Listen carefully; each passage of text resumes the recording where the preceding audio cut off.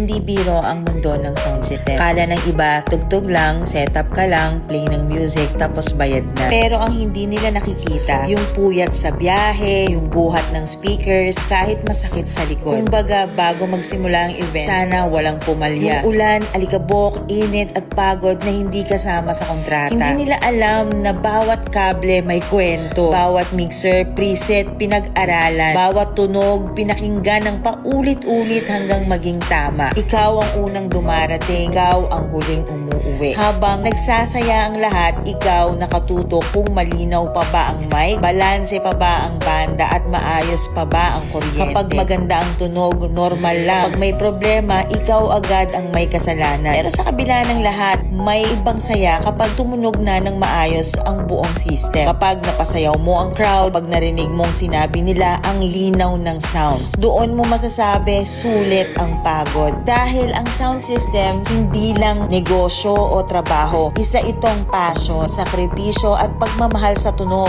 respeto sa lahat ng tahimik na bayani sa likod ng entablado.